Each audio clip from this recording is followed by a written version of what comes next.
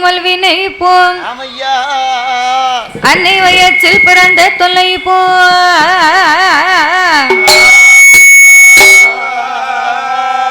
போகா துயரம்போம் குணமான் மருணை கோபுரத்துள்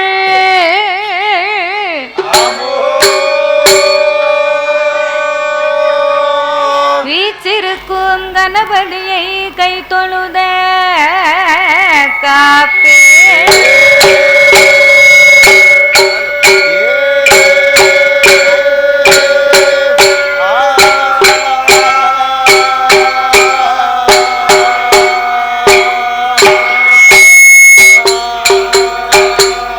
வாக்குண்டாம் நல்ல மனதுண்டாம் மாமலராய் நோக்குண்டாம் மேனி நொடுங்காடு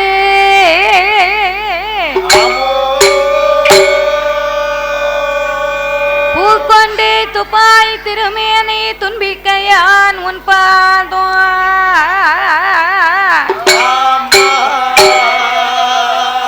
தப்பாமல் சார்பா தமக்கே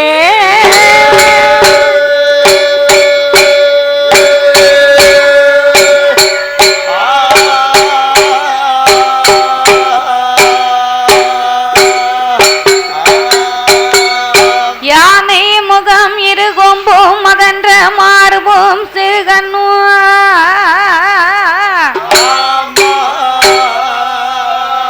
பானை போல் பெருவயரும் பங்கான பொன்பு நூலழகும்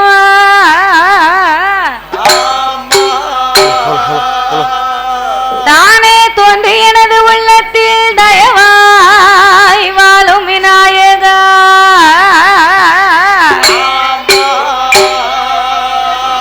நானே உமது பாதம் பணிவேன் என் நாவில் வந்துதிப்பாய் ஓம் கணபதி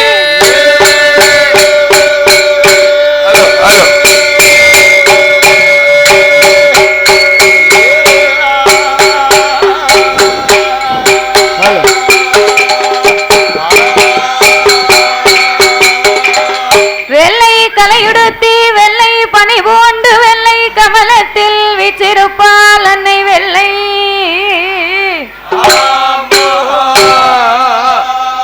வெள்ளை அரியாசனத்திலே அரசரோடு என்னை சரியாசனத்தில் வைத்த எந்த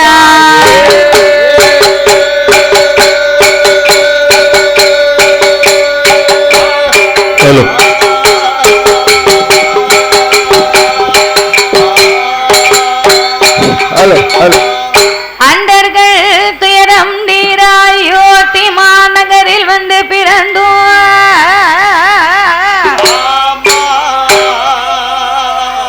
தண்டகாருணியம் சென்று சமுத்திரத்தை ஓரணையாகவே கட்டி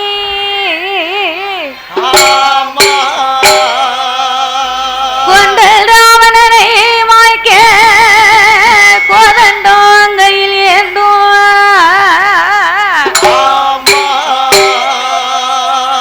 பண்டரி போச்சோம் ராமா ராமச்சந்திரா உன் பொன்னடி கமலா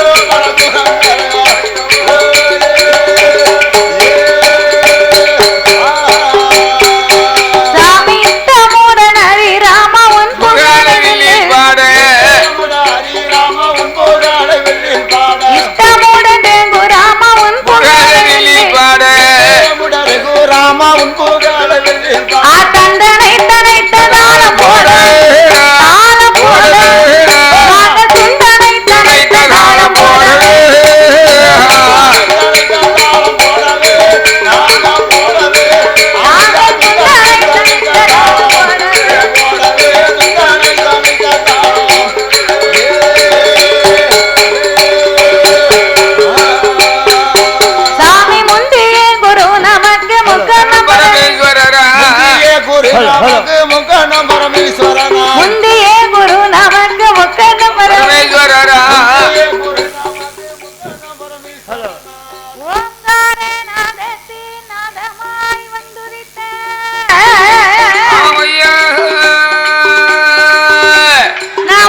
நமச்சிவாயம் என்னும் மூல பொருளை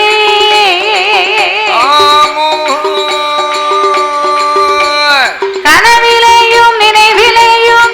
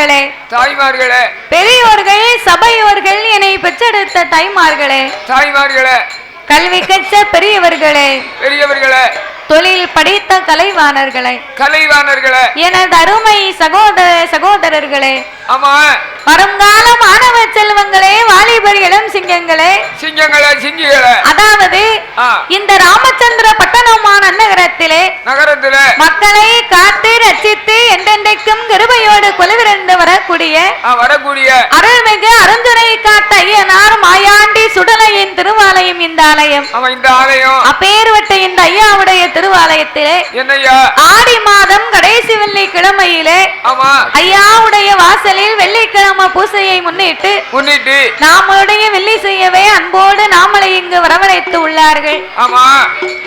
நாமல் வெள்ளிசையின் மீது உள்ள அன்பை கொண்டு நாமலை வரவழைத்த அனைவர்களுக்கும் நாங்கள் நன்றியை தெரிவித்துக் கொண்டு அதாவது எந்த ஒரு ஆலயத்திலேயுமே நாமல் முதலாகவே வெள்ளிசை வந்து ஆரம்பிக்கிறோம் அப்படின்னா அது எந்த ஒரு கோவிலானாலும் என்ன ஒரு தெய்வமானாலும் அந்த ஆலயத்திலே முதலாகவே சாஸ்தாங்கதையைத்தான் ஆரம்பிக்க வேண்டுமா? அவருக்கு ஆரம்பிக்கணும். ஏன் அவருக்கு மட்டும் முதலாக பாடுகிறோம் தெரியுமா? எதற்காக? அகில உலகத்திலே கலியுக தெய்வமாகவே வந்து பிறந்தவர் ஐயனார் ஒருவர் தான். ஐயனார் சாஸ்தா ஒருவர் தான். அப்படின்னா நம்ம எல்லாம் தாய்க்கும் தந்தைக்கும் வந்து பிறந்த சாதாரணப்பட்ட மானிட மனுக்கள். நம்ம சாதாரண மனுக்கள். ஆனால் என் தருமஞான சாஸ்தா அப்படி அல்ல. எப்படி?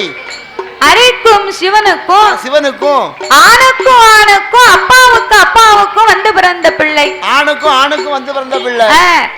அப்பேற்பட்ட அரிகரபுத்திரன் தருமஞான சாஸ்தா அருஞ்சுனை காத்த ஐயனார் வந்து பிறந்தாத்தான் அனைத்து தெய்வங்களுமே இந்த ஆலயத்திற்கு வருமா? அப்படி சாஸ்தா பிறவி ஆகவில்லை என்றால் சாஸ்தா பிறவி ஆகலன்னா சாமி பைபாஸ்ல தான் போகும், பைபாஸ்ல வரும்.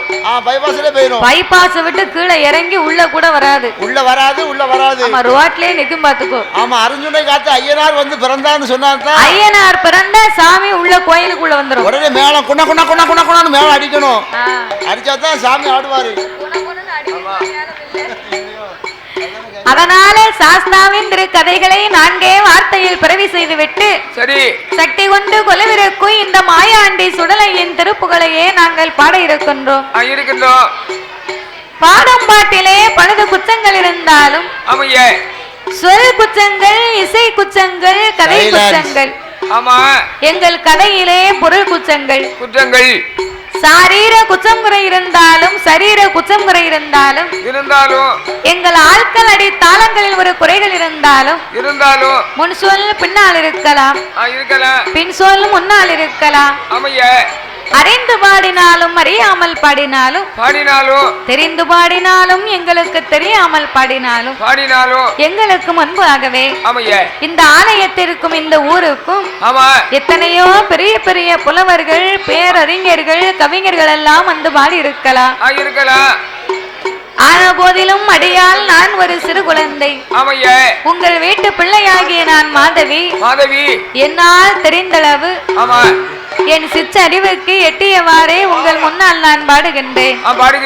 உங்கள் வீட்டு பிள்ளை தவறு செய்தால் அதனை எப்படி வீட்டிற்கு அழைத்து சென்று அன்போடு ஆதரிப்பீர்களோ, எப்படி பணமட்டை கொண்டு பளிர் அடிப்பீர்களோ, அதுபோல் அல்லாமல் உங்கள் வீட்டு பிள்ளையை போல் எங்களை ஆதரிக்க வேண்டும் என்று அன்போடு கேட்டுக்கொள்கிறோம். அவளை போய் ஒரு எட்டு பாத்துட்டு வந்துருவோமேன்னு வந்திருக்காங்க. வில்லு பாட்டு கேட்க வரல, இந்த மாதவியை போய் பாத்துட்டு வருவோமே. ஒரு சில பேரு அப்படி வந்திருப்பாங்க, ஒரு சில பேரு கதையை கடைசி வரைக்கும் நம்ம என்னதான் படிக்கான்னு கேட்டுக்கிடுவோம்னு சில பேரு கதை கேட்கணும்னு வருவாங்க. சரி, ஆனா இங்க இருக்காத பார்த்தா எந்த ஆளையும் பார்க்கவே எனக்கு அப்படி தெரியவே இல்லை. அதெல்லாம் கிடையாது. வில்லு முடிகிற வரைக்கும் ஒரு ஆளு எந்திரிச்சு போக பாப்போமே. பாப்போம், உனக்கு எனக்கு ஜபதம். பாப்போம் அப்படி போயிட்டான்னு காத்தெடுத்து வச்சிருந்தேன். 6 பிழை 100 குச்சங்கள். சரி, அடியாளை ஆதரிக்குமாறு கேட்டுக்கொள்கிறோம். பாதி மதி மான் மழுவா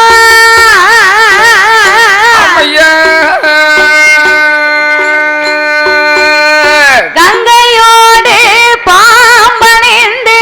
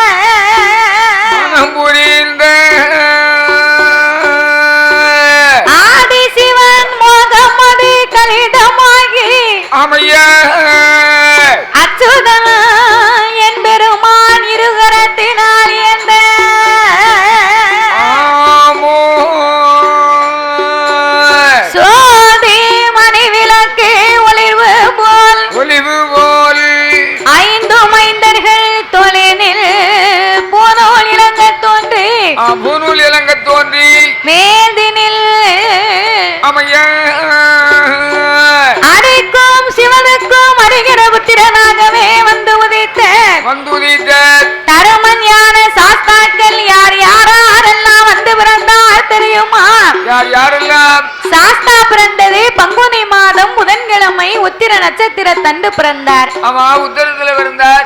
உத்தரத்துல பிறக்கல தாத்தா, உத்திர நட்சத்திர தண்டு பிறந்தார். உத்தர நட்சத்திரத்தில் பிறந்தார். அவர் பிறந்த கிரகம் என்ன தெரியுமா? என்ன கிரகம்? பங்குனி மாதம் புதனது உத்திரம். பங்குனி மாதம் புதனது உத்திரம். பௌரண பஞ்சமி கடக இந்திர மாதவே அமிர்த ஆதிக்கும் சிவனுக்கும் பிள்ளையாய் பிறந்தார். கையில் பிறந்தவர்க்கு கையனார் ஆதியிலே உள்ளவர்க்கு ஐயனார் சாமி ஐயனார் ஹரிகரசன் ஐயனார் ஐயனார் சபரிமலை ஐயனார் ஐயனார் கோவில் ஐயனார் புலட்டுப்புலி ஐயனார் ஆறு என்ன ஐயனார் எரிமுத்து ஐயனார் ஆனமலை ஐயனார் ஆனந்தமுடையர் ஐயனார்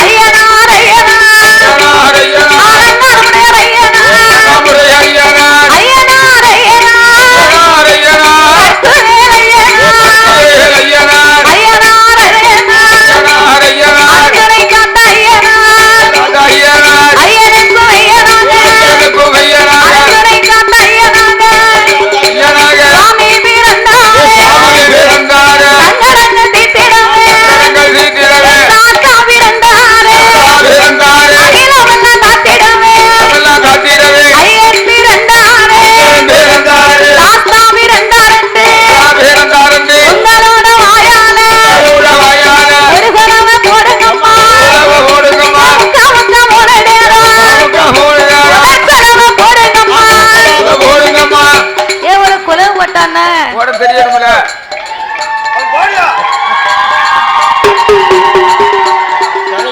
நான் நினைச்சே பார்க்கல. நான் இப்படி கொலை ஓடியன்னு நினைச்சே பார்க்கல. இப்படி குலவு போட தெரிஞ்சுட்டா எல்லாரும் உம்முன்னு இருந்திய. நீ சொன்னதை கவனிக்கலாம். நான் நிறைய கோயில்ல பாத்திருக்கேன். சரி பரவாயில்ல. 2-3 ஊர்ல கொலை ஓடலன்னு சொல்லி நான் சபதம் வச்சேன். அவங்க நானா கேட்டா தான் குலவு போடணும்னு இருந்திருக்காங்க. அதானே கேட்டேன். வேற ஒண்ணும் இல்ல. நம்ம சொன்னா இப்ப போடுவாங்க பாரு. தாய போடுங்கம்மா ஒரு குலவை. உங்க பொன்னான மணிக்குலவை. ஒரு குலவை போடுங்கம்மா. என் பொன்னான பூனோங்க. பொன்பறிந்த ராவணம்மா. வெள்ளையான பூனோங்க. பெண்ணரந்த ராவணம்மா. தங்கத்தான பூனோங்க. அணிவயிற தாவரம்மா. ஆனப்பட புறப்பட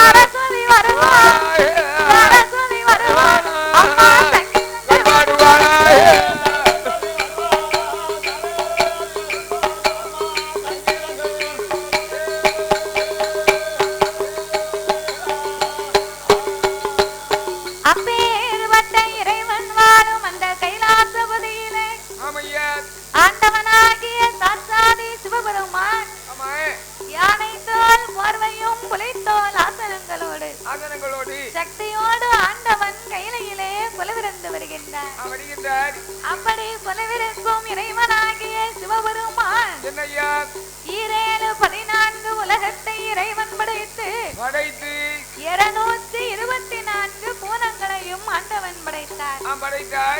7 சப்தா சாரங்களாகப்பட்ட கடல்களை படைத்து கல்லுக்குள் இருக்கும் தேரையவும் தாயார் கருப்பையுக்குள் வாழும் சிசுவையும் முட்டைக்குள் உருவாகும் கொஞ்சியவும் ஆண்டவன் படைத்து ஓர் அறிவு முதல் 6 அறிவு படைத்த நாமளை போன்ற மானிட மக்களை ஆண்டவன் படைத்தார். எதற்கு படைத்தார்? மண் உலகிலே மனிதர்களை எல்லாம் ஏன் படைத்தார் தெரியுமா? தெய்வத்தினுடைய உருவத்தை தெரிந்து கொள்ள வேண்டுமென்று சிவனாருடைய வடிவத்திலே அதோ நின்று கொண்டிருக்கிறார்களே நாமளை பெற்றெடுத்த தந்தையை படைத்தார். அம்மா சிவசக்தி இருக்காளே இந்த பேச்சு அம்மா இசைக்கு அம்மா அந்த அம்மாளுடைய வடிவத்துல இதோ சபை நிறைய சத்தம் போட்டு கொண்டு அமர்ந்திருக்கிறார்களே நாமளை 10 மாதம் கருவிலே சுமந்து பெற்று எடுத்த தாய்மார்களை படைத்தார். சிவன் வடிவத்திலே ஆண்களையும் சிவசக்தியின் வடிவத்திலே பெண்களையும் படைத்து ஆனென்றும் பெண்ணென்றும் ஆண்டவன் இந்த அகில உலகத்தையே உண்டு பண்ணினார். உலகத்திலே மரம் செடி கொடி பயிர் புல் போன்ற இலை தாவரங்களோடு ஆடு மாடு கண்டுகாடைகள் அதனையும் படைத்து எறும்பு யானை முதல் என்ன உண்ணாமனக்கள் 84 லட்சம் கோடி ஜீவராசிகளை படைத்து படைத்ததோர் உலகத்தில் பகவானாகப்பட்ட சிவபெருமான் படைத்த மக்களுக்கெல்லாம் ஆண்டவை எண்சான் உடம்பை கொடுத்தார், ஒரு சான் வயத்தை கொடுத்தார். அப்படின்னா என்ன? மனிதனுக்கு உடம்பு அளவு எண்சான் உடம்புன்னா கட்டையராயிருந்தாலும் நெட்டையராயிருந்தாலும் அவங்கவங்க கையால அவங்கவங்க உடம்பு அளந்து பார்த்தா 8 சான் தான் இருக்கும். இது உண்மை. அந்த எண்சான் உடம்புல ஆண்டவை நாமளுக்கு ஒரே ஒரு சான் மட்டும்தான் வயத்தை கொடுத்திருக்கிறார். ஒரு சான் வயத்தை கொடுத்ததுக்கே உலகத்தில் இருந்த பாடுபட்டவனா ஆண்டவே உடம்பெல்லாம் வயத்தை கொடுத்தா நமக்கு என்ன பாடு? உலகத்துல விளையக்கூடிய பொருளுக்கு காணாது. ஒரு சான் வயத்தை கொடுத்ததுக்கே ஊரு விட்டு ஊரு நகரம் விட்டு நகரம் மாவட்டம் விட்டு மாவட்டம் விட்டு மாவட்டம்னா தேசம் விட்டு தேசம் மெட்ராஸ் வரைக்கும் போக வேண்டி இருக்கு. எதுக்கு? எல்லாம் அந்த ஒரு சான் வயத்துக்கு தான். அப்ப ஒரு சான் வயத்தை கொடுத்ததுக்கு இந்த பாடுனா உடம்பெல்லாம் ஆண்டவே நமக்கு வயத்தை கொடுத்தா நமக்கு என்ன பாடு? உலகம் தாங்காது. அதனால இறைவனாகப்பட்ட பகவான் நாமளுக்கெல்லாம் 6 அறிவை கொடுத்தார்.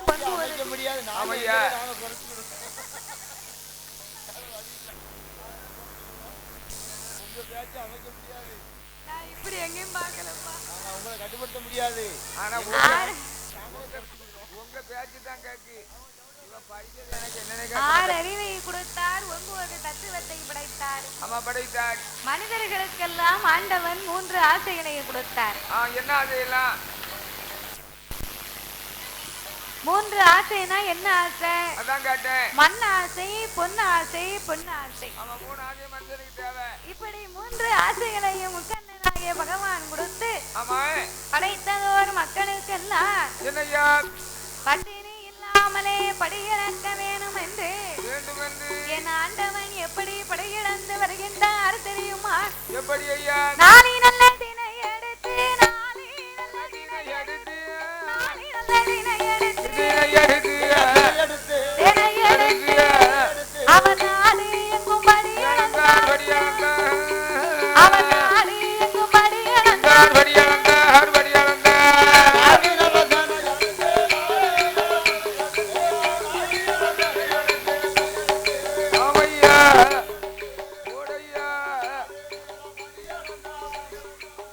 போடு நாடு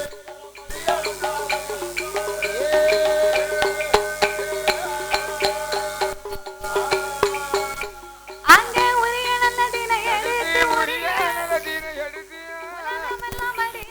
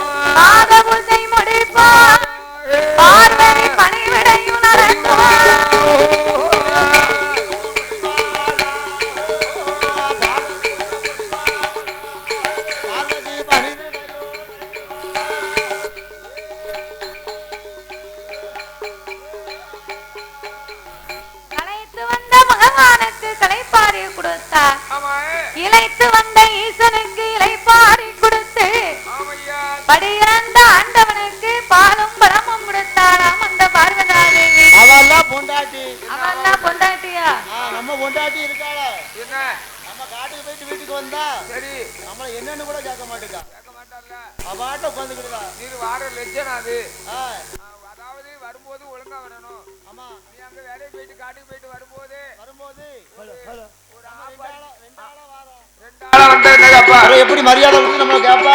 மதிப்பு கொடுக்க மாட்டா, மதிக்க மாட்டா. ஆமா மாட்டே கொண்டா. பார்வதி எதிர்பார்த்து நின்னா.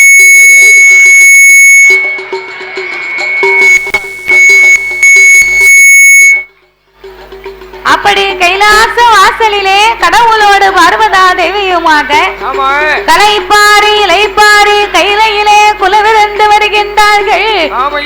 அப்படி குலவிருந்து வருகின்ற போது மறுநாள் பொழுது விடிந்தது. ஆண்டவே என்னைக்கும் போலவே அன்னைக்கும் படி இழக்கவே பயண வைத்தார். பார்வதா தேவியும் படி அரிசி எடுத்து கொடுத்தார். எடுத்து கொடுத்து விட்டு அவ என்ன நினைக்கான்னா, என்னைக்குமே இந்த ஆண்டவனுக்கு நம்ம படியரிசி எடுத்து கொடுக்கும். சரி, ஆண்டவனும் படி இழந்து வருகின்றார். ஆனால் இவர் கைலாசத்துக்கு திரும்பி வரும்போது ஒரு அரிசி கூட மிச்சமில்லாம இந்த ஆண்டவன் படி இழந்துட்டு வராரு. அப்படி என்ன இந்த ஆண்டவனால படி இழந்திருக்க முடியும்? இதனையே இன்றைக்கு நாமல் இவரோடு சென்று பார்க்க வேணும் என்று அந்த ஆதிபராசக்தி அம்பிகை அங்கையர்கண்ணி அகிலாண்ட கோடி பிரம்மாண்ட நாயகி ஆண்டவனை அழைத்த பார்வதி என்ன கேட்கிறா தெரியுமா? ஆண்டவனே பகவானே பகவானே ஆண்டவனே பகவானே ஆதி சக்தி வார்த்தை கேளோ அவங்களோட வழியறப்பை உமையவரும் பார்க்க வேணும். பகவானோட வழியறப்பை பார்வதி நாம் பார்க்க வேணும். ஈசனோட வழியறப்பை ஈஸ்வரி நாம் பார்க்க வேணும். கடவுளோட வழியறப்பை படியறப்பை கண்டிப்பா பார்க்க வேணும்.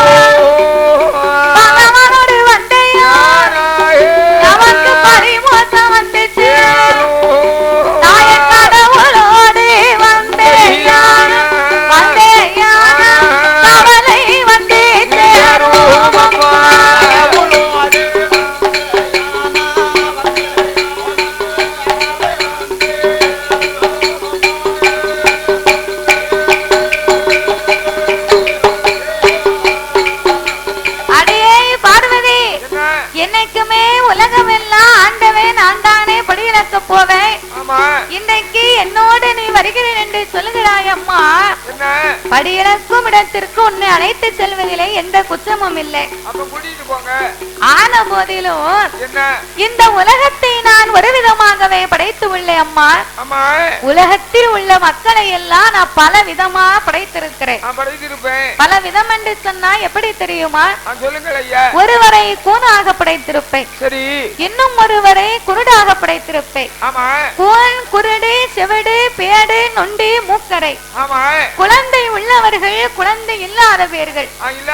ஒரு ஆளுக்கு இந்த உலகத்திலே இல்லாத பெரிய ஒரு வசதியை கொடுத்திருப்பேன். ஆனால் அங்குதான் ஒரு குழந்தை செல்வம் இருக்காது. இன்னும் ஒருவருக்கு குடிக்க உப்பில்லா கூழ் இருக்காது பார்வதி. அவங்களுக்கு ஒரு கோட்டை பொட்ட புள்ள கொடுத்திருப்பேன். ஒரு கோட்டனா எவ்வளவு? ஒரு கோட்டனா 21. சின்ன மரக்காலுக்கு 21, பெரிய மரக்காலுக்கு சின்ன மரக்காலுக்கு 24, பெரிய மரக்காலுக்கு 21. அந்த காலத்துல பூராமே கோட்டை கணக்கு தான். ஆமா, எல்லாம் கோட்டை, அரக்கோட்டை, முக்கா கோட்டை, தாத்தா முழு கோட்டி. நான் கோட்டி தானே 2 வேட்டியை பேசிட்டாலே முழு கோட்டை என்னையா? அதான் நான் கோட்டி குடிச்சு 2 வேட்டியை கிழிக்கேன். நீ தினம் ஒரு வேட்டியை கிழிச்சாதான் மறுபடியும் புது வேட்டி எடுக்க முடியும். அதானே கேட்டேன். அப்போ இப்படி 21 பெண் குழந்தை வரைக்கும் இந்த உலகத்திலே நாம் படைத்திருப்பேன் பார்வதி. ஒருவர் மாளிகையில் இருப்பார், இன்னும் ஒருவர் மண் குடிசையில் இருப்பார். ஒருவர் கோபுரத்தில் இருப்பார், இன்னும் ஒருவர் குடிசையில் இருப்பார். பெண்ணா பிறந்தவா, ஏழை மனம் கொண்டவா, சக்தியின் மனதோ இறக்க குணமுடையது. கூட வந்தேன்னு வையே, அவருக்கு என்ன ஆச்சு, இவருக்கு என்ன ஆச்சு? இந்த தம்பி ஏன் இப்படி உட்கார்ந்து இருக்கான்? கப்பலாடா கவுந்து போச்சு, டைட்டானிக்கே கவுந்து போச்சு, நீ ஏன் கன்னத்துல கை வைக்க? நீந்தான். அதனால என் கூட வந்தேன்னா உன் வாயை வச்சுக்கிட்டு நீ சும்மாவே இருக்க மாட்ட. நீ கைலாசத்தை அமர்ந்து ஆண்டவனை சென்று நான் படி இழந்து விட்டு திரும்பி வாரேன் என்று பகவான் சிவபெருமான் சொல்லிவிட்டு பார் உலகம் எல்லாம் படி இழக்கவே பயண வைத்தார். பார்வதி சும்மா இருப்பாளா? ஆண்டவன் கூட வாரோம்னு சொன்னா நம்மள வேண்டாம போறாரு. அப்ப இவர் படியிழப்புல ஏதோ குற்றங்குறை இருப்பதனால தானே நம்மள வேண்டாம்னு சொல்லுகின்றார். இப்பேற்பட்ட ஆண்டவனை இன்றைக்கு நாமல் கண்டிப்பாகவே பரிசோதித்து பார்க்க வேண்டும் என்று பார்வதா தேவி கைலையிலே யாரை வரவழைத்தார்? விஸ்வகர்மாவ வரவழைத்து, என் மகனே விஸ்வகர்மா, என்னுடைய வார்த்தை கேள், சித்திரமா தப்பு தப்பு சிறப்புடனே கொண்டு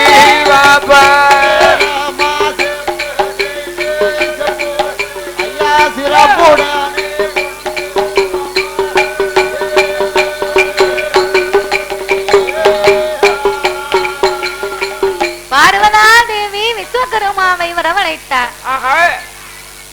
சித்திரமாய் செப்பு செய்து சிவனார் தேவி கையிலே கொடுக்கும்படியாக சொன்னபோது உடனே அதை கேட்ட விஸ்வகர்மா ஆட்டு மண்டை சம்மதித்து காஞ்சரங்கம்பு வேட்டி காஞ்சரங்கம்பு வேட்டி அவரை உண்டு பண்ணி ஒரு பூவரச கம்பு வேட்டி புதித்து விழுந்தான் கடைந்து கோடாரி போட்டும் போட்டு சீனி போட்டு மேலே போட்டு அந்த சிவல் கேட்ட வரணம் தேடி சிவள பார்வதியின் கை கொடுத்தார். பார்வதியும் கையில் வாங்கி பார்வதி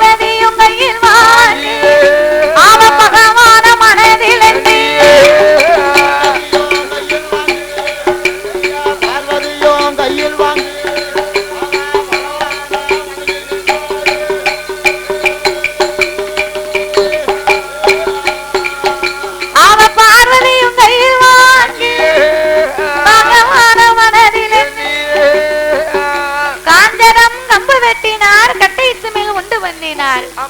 பூவரசம் கம்பு வெட்டி புது சிமிழை தங்கடைந்து திருக்கோடானி பூட்டும் போட்டு சீனி புட்டு மேலே போட்டு சிமிழுக்கேற்ற வர்ணத்தை தீட்டி உடனே பார்வதாதேவியின் கையிலே கொடுத்தார் இந்த சிறிய சிமிழை. பார்வதி கையிலே வாங்கி இந்த ஆண்டவன் படியாக்க போனார். அந்த இறைவனுக்கு தெரியாமல் ஏதாவது 2 உயிர்களை பிடித்து இந்த சிமிழுக்குள்ள நம்ம அடைத்து வைக்கணும். சிவனுக்கு தெரியாமல் பிடித்து வைத்திருக்கக்கூடிய உயிருக்கு அவர் எப்படி படி இழக்கார்னு இன்னைக்கு பாப்போமே. அப்படியே சிமிழை திறந்தார். சிமிழ் இருப்பதோ ஒரு எலுமிச்சங்கனை வடிவம். அந்த சிமிழுக்குள்ள எந்த உயிரை பிடித்தடைக்கலாம்?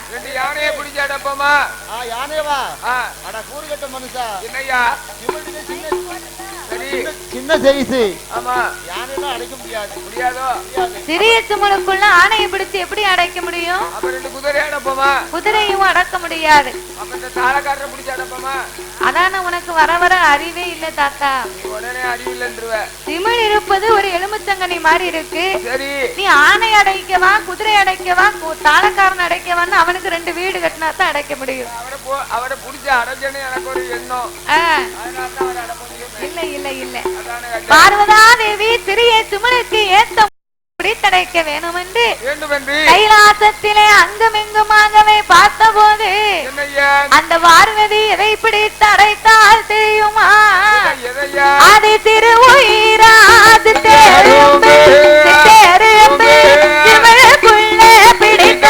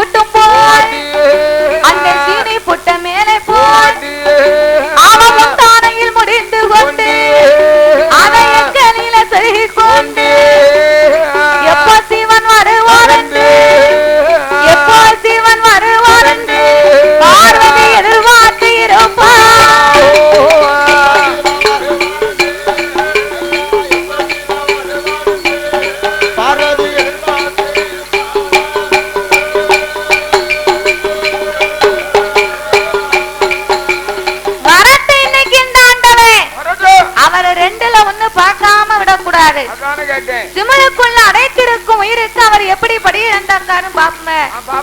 அப்படி என்று ஆண்டவன் வரக்கூடிய வழியிலே நீட்டினதால் மடக்காமல் கவர்ந்த தலை நிமிராமல் உழைந்த கூந்தலை முடியாமல் அவள் மௌனமும் கவலையுமாய் மாயந்தங்கை அமர்ந்திருந்தார்.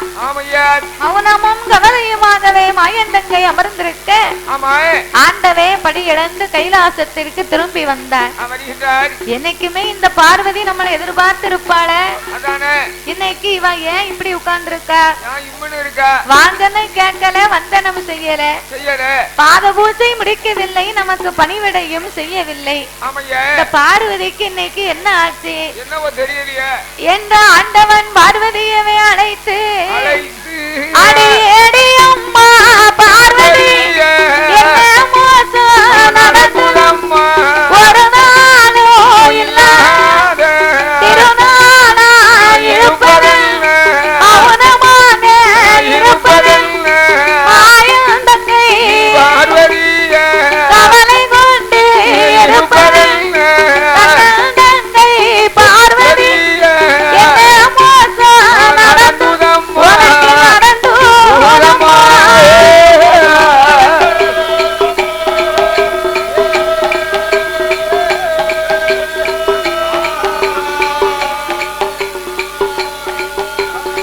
என்னிடத்தில் சொல்லிடம்மா சொல்லிடம்மா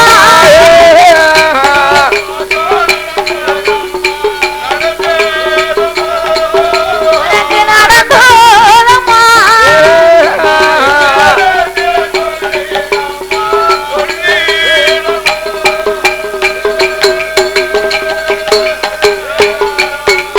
அம்மா நீ மௌனமாயிருப்பதென்ன மாயந்தங்கை பார்வதி. அம்மா பார்வதி ஒரு நாளும் இல்ல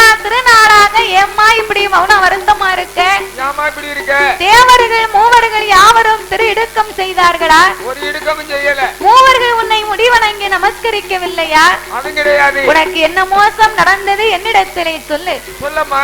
ஆண்டவா பரம்பொருளே, ஐயா, ஈரேழு உலகமெல்லாம் இறையனுக்கும் இறைவனின் மனைவி அல்லவா நான்? ஆமா.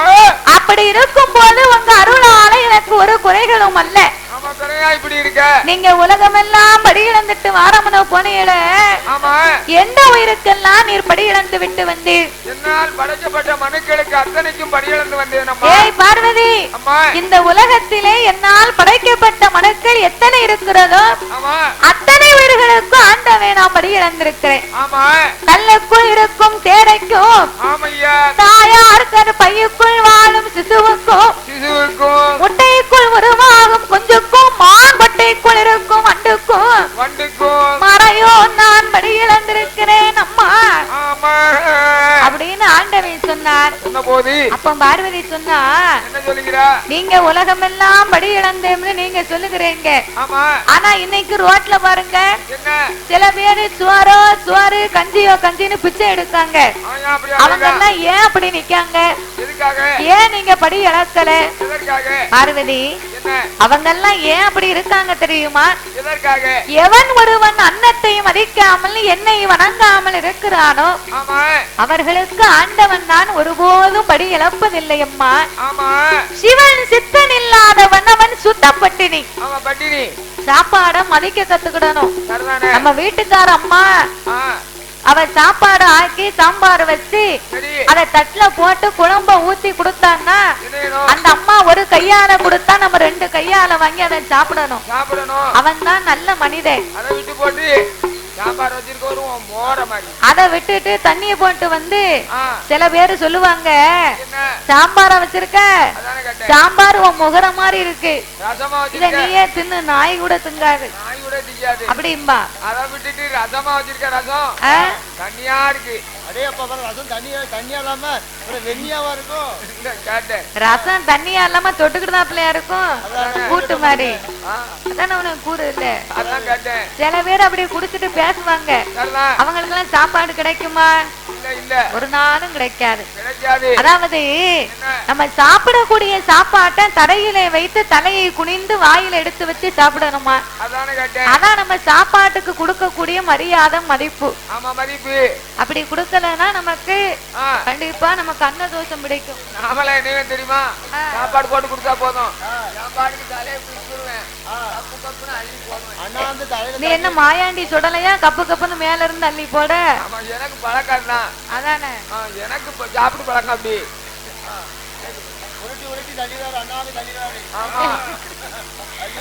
அவர் உருட்டுதல பெரிய ஆளு. ஆமா, சாப்பாடு இன்னைக்கு நல்ல சாப்பாடு, சரியான ஏற்பாடு, நல்ல ஏற்பாடு. அப்ப அன்னத்துக்கு மரியாதை கொடுத்து தரையை கவர்ந்து சாப்பிடணும். அதாவது சாப்பாட்டுக்கு மதிப்பு கொடுக்கணும்னு சொன்னா திருவள்ளுவரை பார்த்து தான் கத்துக்கிடணுமா? அப்படியா? வள்ளுவரும் வாசுகியும் போல் வாழணும்னு ஏன் சொன்னாங்க? எதுக்கு? சும்மா ஒண்ணும் சொல்லல பெரியவங்க. அந்த காலத்துல திருவள்ளுவர் வாழும் போது அந்த திருவள்ளுவருடைய மனைவியாகப்பட்ட வாசுகி அம்மா ஐயாவுக்கு சாப்பாடு பழுமாறுவாராம். அப்ப சாப்பாடு பழுமாறும் போது இந்த வள்ளுவருக்கு ஒரு வாழை இலையை விரித்து அதுல உப்பு வைத்து தண்ணீரை தெளித்து சாப்பாடு வைத்து அதிலே சாம்பாரு கூட்டு கறி குழம்பெல்லாம் எடுத்து வைப்பார். அப்ப எடுத்து வைக்கும் போது கடைசியில அந்த இலைக்கு பக்கத்துல ஒரு குண்டூசியும் ஒரு டம்ளர தண்ணி வைப்பாராம். தொண்டையில இடிக்கவா? நீ வீட்டுல போய் கேள, ஆட்சி உன்னை அப்படித்தான் கேப்பா. ஊசியை கொண்டு தொண்டையில இடிக்கவா? கதைய சொல்லுவேன் கேளப்பா. அப்ப கடைசியில ஒரு டம்ளர்ல தண்ணியும் ஒரு சின்ன குண்டு ஊசியும் அந்த இலைக்கு ஓரத்துல அந்த அம்மா எடுத்து வைப்பாளா. அப்போ ரொம்ப நாளா இது நடந்து கொண்டே இருக்கின்றது. நடக்கு நாளுக்கு நாள் இப்படியே நடந்து கொண்டிருக்க அந்த குண்டூசியவும் அவர் எடுக்கலையாம். அந்த ஒரு டம்ளர் தண்ணியவும் பயன்படுத்தலையாம். அப்ப அந்திய காலத்துல வயதானதுக்கு பின்னால அந்த வாசுகி அம்மா வள்ளுவரை கூப்பிட்டு கேட்டாளாம். ஐயா வள்ளுவரே, நானும் உங்களுக்கு இது நாள் வரைக்கும் இப்படி அன்னத்தை எடுத்து பலமாறிக்கிட்டு இருக்கேன். நான் கடைசியில இந்த குண்டூசியை வைக்க ஒரு டம்ளர்ல தண்ணியை வைக்க, ஆனா இதுவரைக்கும் அந்த குண்டூசியவும் தண்ணியவும் நீங்க பயன்படுத்தவே இல்லையா, அது எதுக்குன்னாளா? அப்ப வள்ளுவர் சொன்னாரா, அம்மா வாசுகி, நீயும் எனக்கு சாப்பாடை எடுத்து இலையில பழுமாறுவ, நான் இலையில இருந்து என் வாய்க்கு எடுத்து வைக்கும் போது நீ வைக்கும் போது ஒரு பருக்கை கீழே சிந்தினாலும், நான் சாப்பிடும் போது ஒரு பருக்கை அரிசி கீழே விழுந்தாலும், இந்த குண்டூசியால அந்த ஒரு பருக்கை சாரத்தை குத்தி அந்த தண்ணீரை கழுகி சாப்பிட தாண்டி இந்த குண்டூசினாரா. ஆமா, ஆனா கடைசி காலம் வரைக்கும் அந்த குண்டூசிக்கு வேலை இல்ல, அந்த ஒரு டம்ளர் தண்ணிக்கு வேலை இல்லையா. ஏன் வேலை இல்ல? அந்த அம்மாவும் கீழே சிந்தல, அந்த ஐயாவும் கீழே சிந்தல. அப்ப அன்னத்துக்கு எவ்வளவு மதிப்பு கொடுத்திருந்தா அவங்க சாப்பிட்டுருப்பாங்க. இப்ப சுவார் வச்சா அங்கன பாதி இங்கன பாதி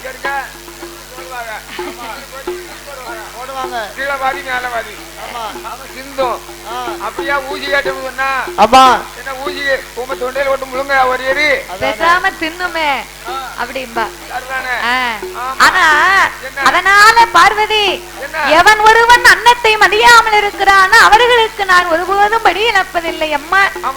ஆகையினால என்னுடைய வார்த்தையை கேளு, இந்த உலகத்திலே எல்லா மக்களுக்குமே நான் படி இழந்திருக்கேன். பார்த்தா பார்வதி, ஆண்டவா, எல்லா உயிர்களுக்கும் நீர் படி இழந்து வந்தாலும் இன்றைக்கு என்னிடத்திலே இரு உயிர் பட்டினியா இருக்கு என்று பார்வதி சொல்ல, ஆண்டவன் என்ன சொல்லுகின்றார்? ஏடி அம்மா பார்வதி, ஏடி அம்மா பார்வதி, என்னுடைய வார்த்தையை சந்தேகம் உனக்கு வேண்டாம், சந்தேகமா இருந்துதான் பட்டினியா இருக்கு என்று உயிரையும் எடுத்துவா.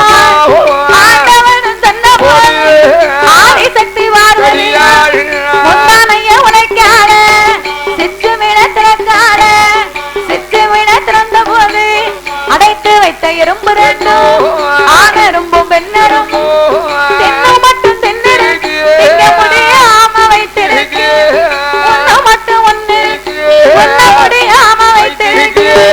சுத்தி சுத்தி வருகுதையோ, சுத்தி சுத்தி வருகுதையோ பகவான பார்வதியோ, சுத்தி சுத்தி வருகுதையா.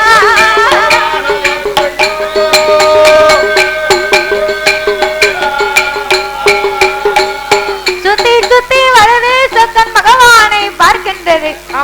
தின்ன மட்டும் நினைக்கு திங்க முடியாமல் வைத்திருக்கு, உன்ன மட்டும் ஒன்னிருக்கு உன்ன முடியாம மீத தலைக்கு வச்சு படுத்திருக்கு. அப்ப ஆண்டவை பார்த்தார், ஏய் பார்வதி, நான் எத்தனை சொல்லிய என் மீது உனக்கு நம்பிக்கை இல்லாம என்னையே நீ பரிசோதனை செய்து விட்டாய். இதோ பாரடி, அடைத்து வைத்த எறும்பு ரெண்டு அழகா தின்று இருக்குது. அதனால பார்வதி, கல்ல கொள்ள இருந்தாலும் கல்ல கொள்ள இருந்தாலும் அறவுலறிய மாயமில்லை, அறைக்குள்ள இருந்தாலும் அறநெறிய மாயமில்லை, சிவனுக்குள்ள இருந்தாலும் சிவனுக்குள்ள அம்மா சிவனறிய மாயமில்லை, சிவனுக்குள்ள இருந்தாலும் பார்வதி சிவன்.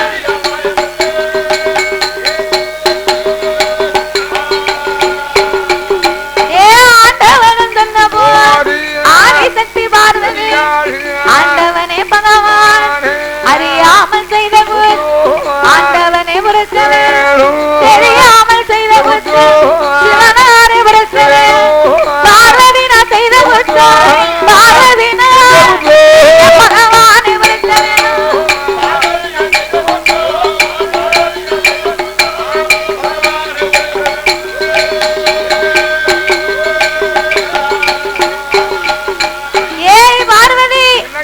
தெரியாமல் செய்த குற்றத்தை சிவனே மன்னிக்கணும்னு வாய் கூசாம கேட்கிய, தெரிந்தே செய்த பாவத்துக்கு என்னால ஒருபோதும் மன்னிப்பு கொடுக்க முடியாது.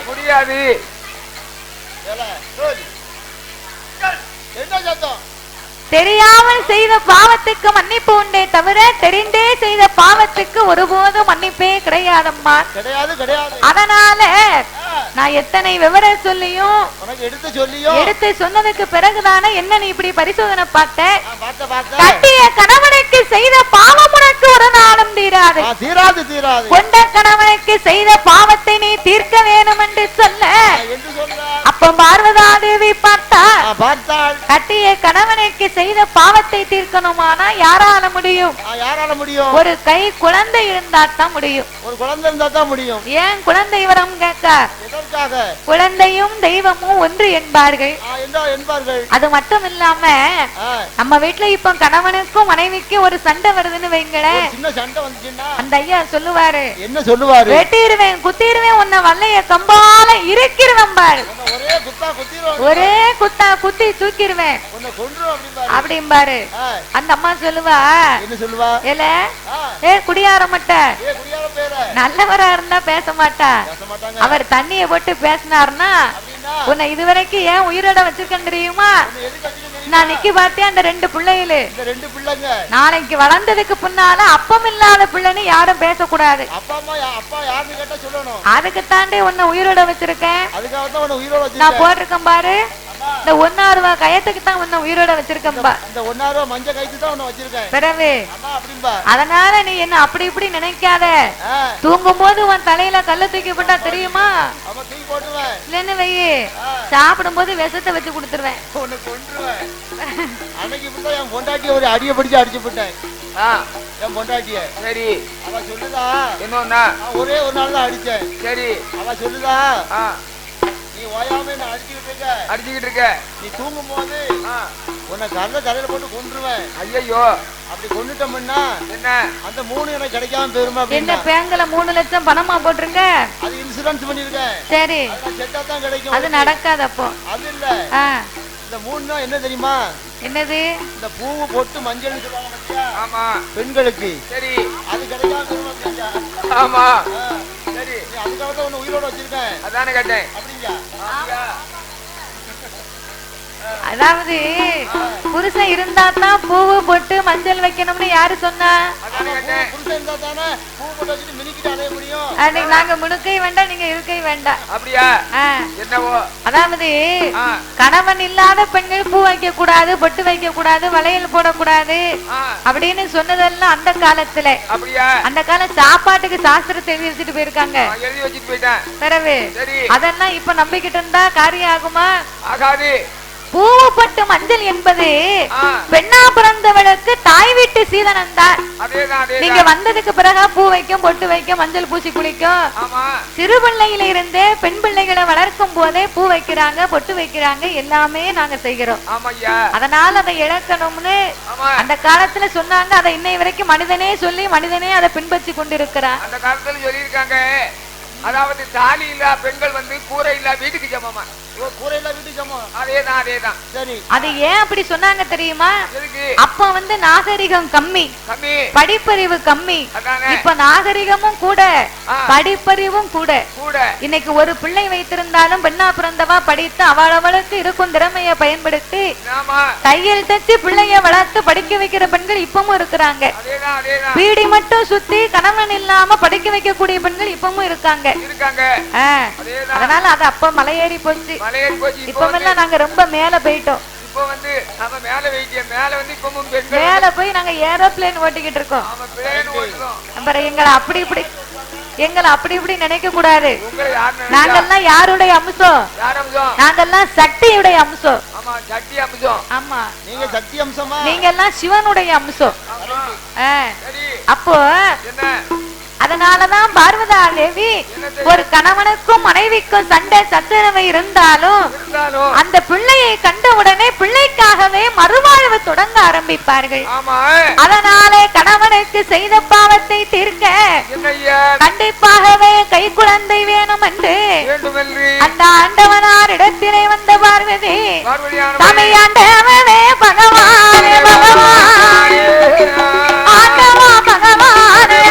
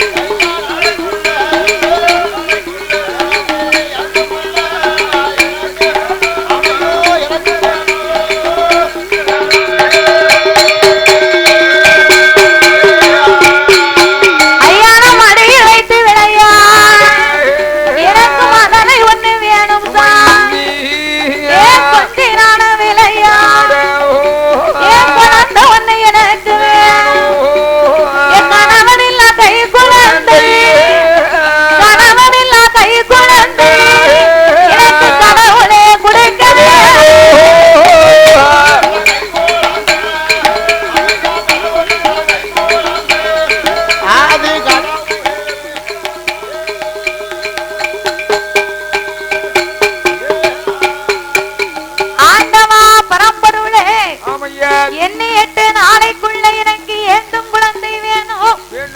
கணவன் இல்லா கை குழந்தை, மன்னன் இல்லாத மடி குழந்தை, புருஷன் இல்லாத புத்திரை 8 நாளைக்குள்ள என் பூமானை எனக்கு கொடுக்க வேண்டும். பார்வதி, எந்த வரம் கேட்டாலும் ஏந்தும் பிள்ளை வரம் கேளாத, கோடி வரம் கேட்டாலும் குழந்தை வரம் கேளாத பார்வதி. ஆண்டவன் ஏற்கனவே உனக்கு 2 பிள்ளைய கொடுத்திருக்கேன். அந்த 2 பிள்ளையுமே இன்னைக்கு நம்ம பக்கத்துல இருக்காங்களா? அந்த 2 பிள்ளையுமே நம்ம பக்கத்துல இல்ல. உன் பேச்ச கேட்கல, என் பேச்ச கேட்கல. அம்மா அம்மா மூத்த மகன் கணபதி, மூத்த மகன் கணபதி, தாய் முதல் பிள்ளைய உனக்கு தந்த அந்த நல்ல கணபதியோ உன் பேச்ச கேட்கலையே, அவன் என் பேச்ச கேட்கலையே. தாயினோட குணத்தை போல தலை மகனும் பெண்ணுங்க அவன் கண்ணிலே போய வந்தார். இளைய மகவேல் முருகன் அவன் இன்பமோடு உனக்கு தந்து அந்த நல்ல வேலை வேணும். உன் பேச்ச கேட்கலையே, அவன் என் பேச்ச கேட்கலையே. வள்ளி மேலே ஆசை கொண்டு பழனியிலே போய வந்தான். அவன் புரட்சி மேலே ஆசை கொண்டு அவன் குண்டுகரும் போய வந்தான். 3வது பிள்ளையத்தான் கண்ணனும் கொடுத்தேனா. உன் பேச்ச கேட்க மாட்டான், கேட்க மாட்டான், என் பேச்ச கேட்க மாட்டான். அவன் என் பேச்ச கேட்க மாட்டான்.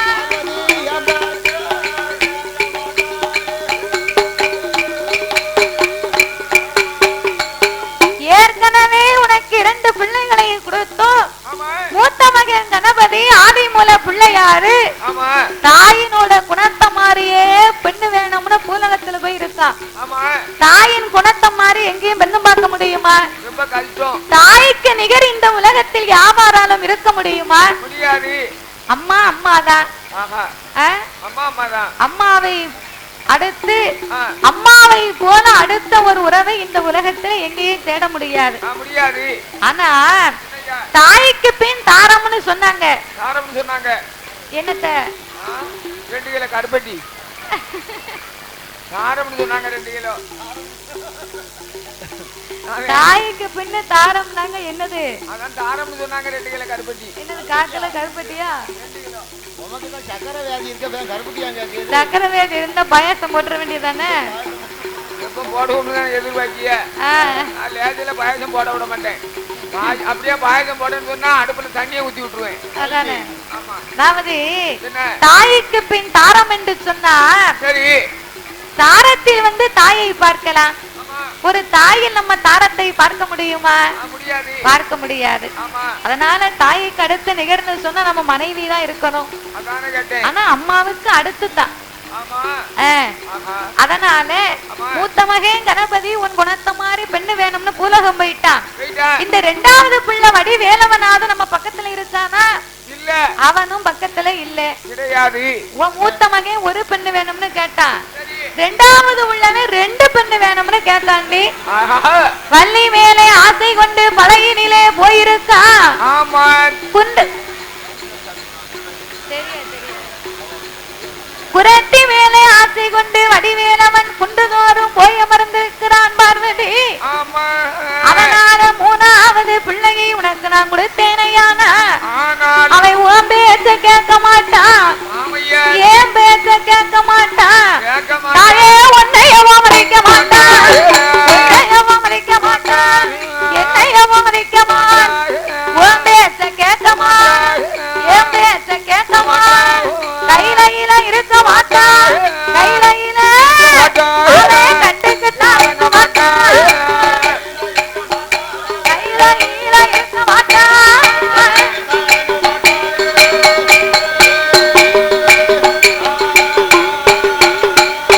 கையில இருக்க மாட்டான், கட்டுக்கிட்ட அரங்கமான் பிள்ளையாம் இருக்க மாட்டான். பிள்ளையாக தாய பேர்களுக்கு ராஜாரி